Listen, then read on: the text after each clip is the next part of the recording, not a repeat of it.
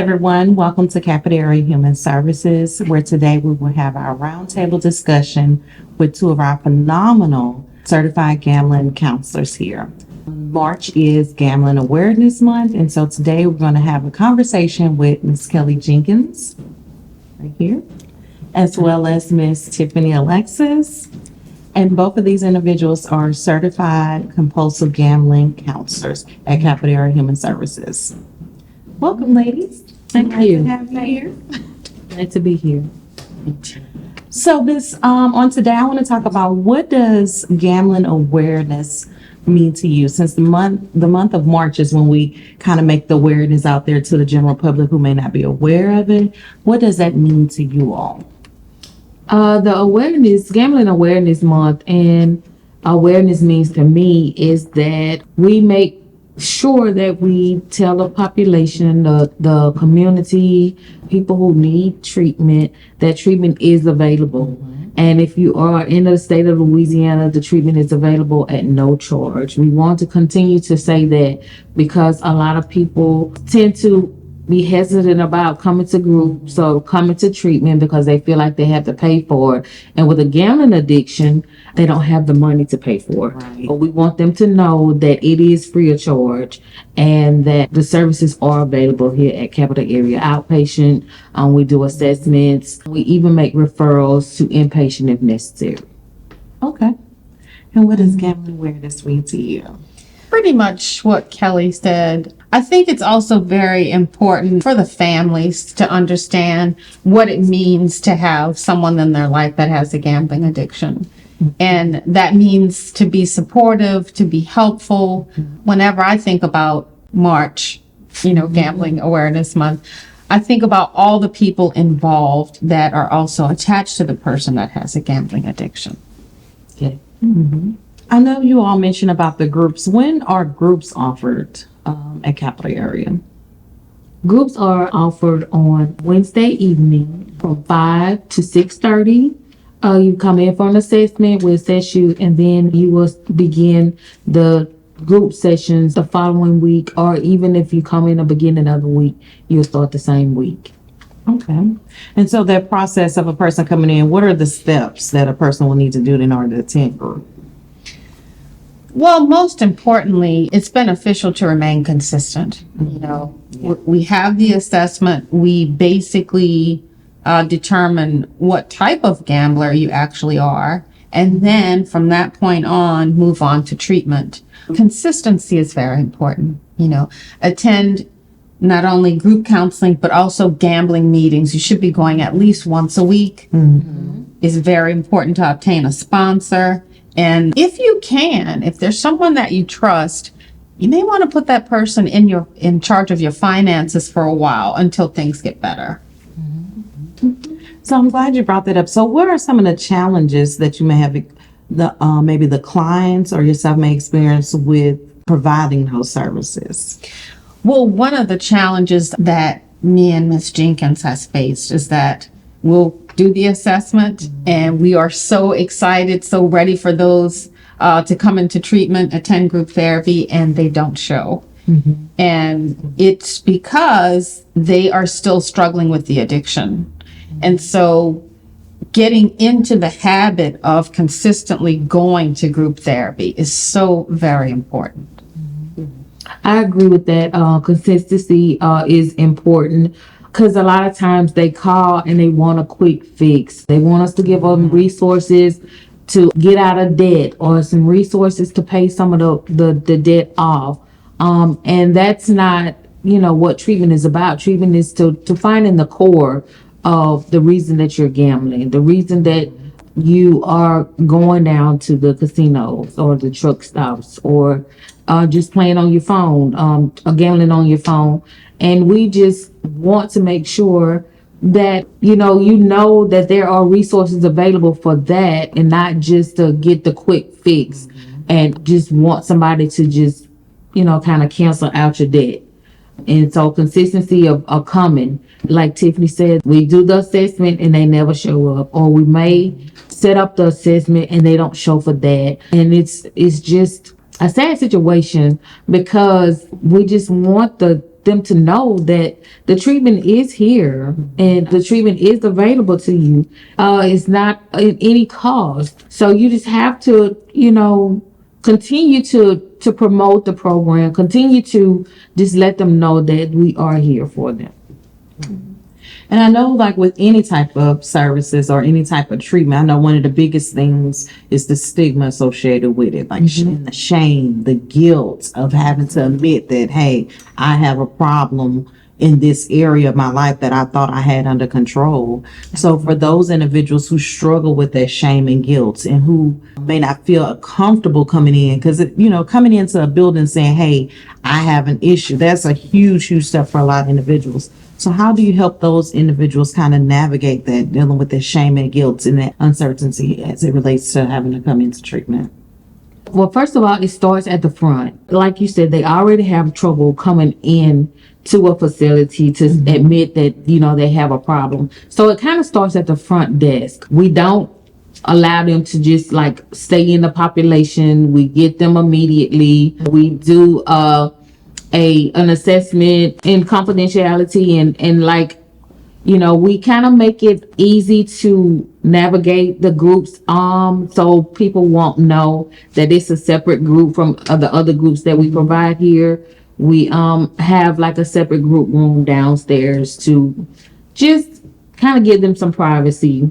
But like I said, it starts at the front desk where we go and we get them immediately and bring them to the back and do the assessment for them. Okay. And I know we talked about some of the challenges, but I know you all have some great success stories as well. Do you have any that you want to share? Not necessarily giving any names or anything, but any success stories where those individuals who consistently came to treatment and kind of made some behavioral changes. Do y'all have any you want to share to let people know that the treatment works? Yeah, I had a client that was just really significant in the sense that when clients come into group therapy, I'm all about giving them something tangible in their hand to take home to utilize when I'm not around. And what I really enjoyed was we did a checklist. So from the first counseling session, I give them that paper. Hey, let's do A, B, and C. And then when you come back the next session, let's see, did you follow up with what we talked about? And when you have a client that works like that, their treatment will skyrocket through the roof. And before you know it, it's over and they're telling me so much, thank you so much for everything you did for me. And to me, that's the icing on the cake. Right. Yeah. And I mentioned before that sometimes they want a quick fix, but a person who actually goes through the program and who successfully completes, they find a way and they find the resources that they need to get out of the debt that they're in. And so they are appreciative of just to have us to give them the resources that they need, or just provide them with the support that they need to continue to be successful and continue to what we call stay off the bed and just be productive citizens again. And Kelly, would you like to talk about from beginning to end, the number of sessions for the program, what a person could expect upon entering? Yeah, when we first assess, we assess to see if you need inpatient or outpatient. If you need inpatient treatment, then we refer you to the 28-day program in Shreveport, Louisiana. It's called CORE. And after you complete there, then you come back to us for intensive outpatient or outpatient treatment. And we assess for like 12 sessions or 12 weeks. And at that point, we'll assess to see if there is further treatment needed. And so at the 12-week mark, reassess. And then if it's more time that's needed, because it can go on to be a year-long program. So we just want to continue to assess the client as needed. And we continue to provide the services if they continue to need the services.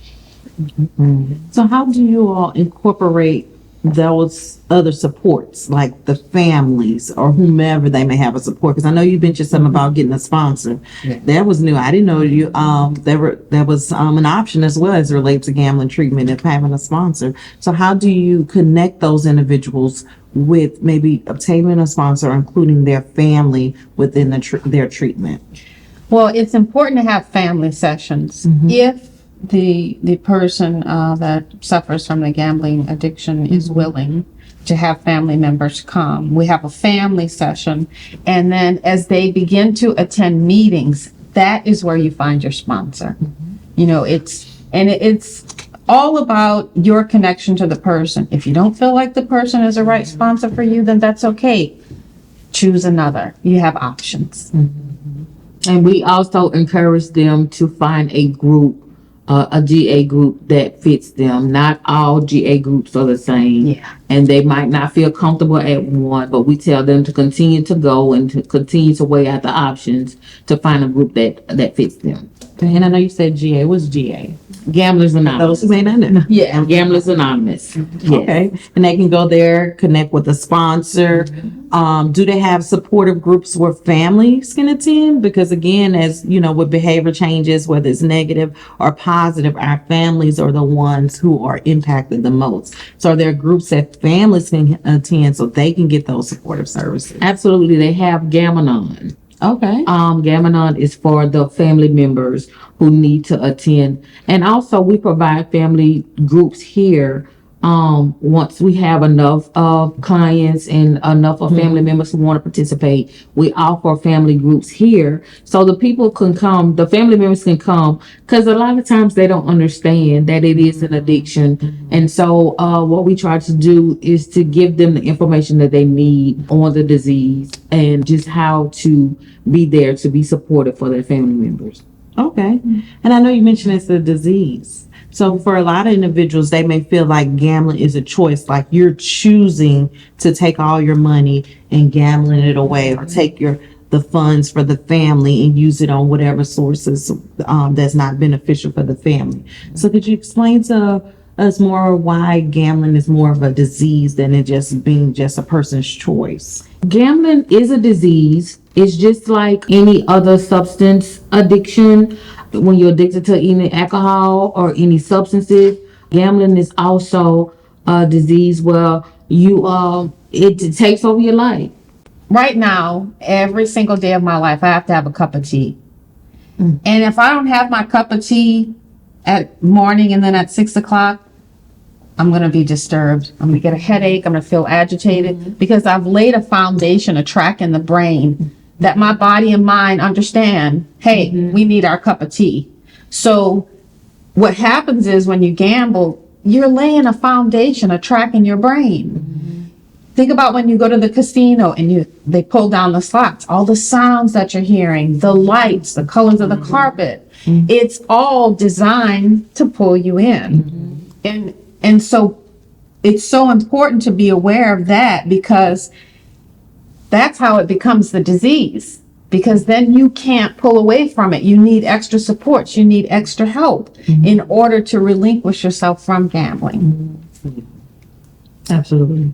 Well, I'm glad that we offer this service here. Yeah. So what type of I am too. outreach do we do? I know we've been participating in a few outreach activities to kind of go out there in the community. So those individuals who are not aware of the services, they know, hey, Capital Area Human Services, we provide these services free of charge. I like that. Yeah. Yeah. Because that's good to know, because if I'm using my money to gamble, then guess what? You talking about going to treatment, I'm looking like, okay, that's another debt. I don't have it. But it's good to know that it's free of charge and I can come in, get the treatment that I need without having to worry about another bill, another debt, or my family saying, okay, you didn't already use the money for all these other things and now you want to go to treatment now. Why don't you just stop? It's something free that's offered, and understanding that I myself can get the treatment that I need, not only so I can make behavioral changes, but then I can educate myself as well as my family about the disease of addiction, so then I can make those changes that I need. Absolutely. So we're in the community. So are there any highlights, anything coming up that we have going on as it relates to Awareness Month? We do have one thing that's coming up, and that is to educate our officers that's coming in, our new police officers. At the academy, we go in and we do a presentation on gambling awareness and how to be able to identify that there may be some gambling problems when they're out in the community and they're trying to be supportive and save lives. So we do have a presentation coming up with the police academy. Okay, good. Any other outreach activities or things going on? I know we're supposed to be going to the different clinics because, again, individuals may be coming here for whatever they're coming here for, whether it's something with mental health or substance use disorder. But hey, those individuals may also be having that co-occurring compulsive gambling issue as well. And so I know we're going to those clinics kind of assess. And I know at Capital Area, with every individual that comes in for treatment, I know we do a 20-question survey to kind of determine if those individuals may benefit or have some concerns as it relates to gambling issues, so we can refer those individuals to you all as well. And they do a good job with that. I'm just excited about Gambling Awareness Month. It's always an opportunity for us to get out there more and just to spread the news, and that there is treatment and there is a light at the end of the tunnel. And treatment is here for you if that's what you choose to do. Yes. And I also want to remind clients about the gambling app. Please make sure to find that on your phone and utilize it. There's more than one. You find one that you're most happy with. And then literature, gambling literature, please participate in that. You want to read as much as possible. If someone diagnosed you with diabetes, you would want to learn everything about it so you know what to do. It's the same thing with gambling. So treatment's available.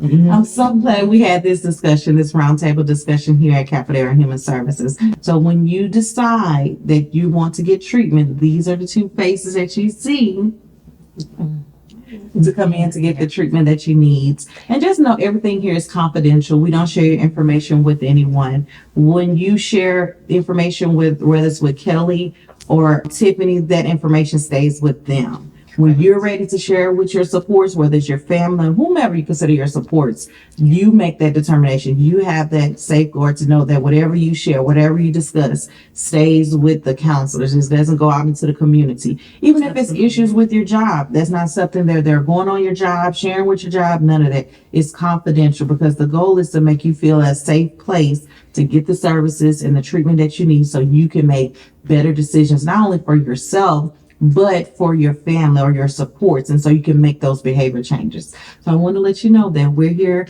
available at Capital Area Human Services, providing that compulsive gambling treatment free of charge. That's the number one thing. Yeah. We're here to help you. Definitely. Thank you guys so much for coming out today.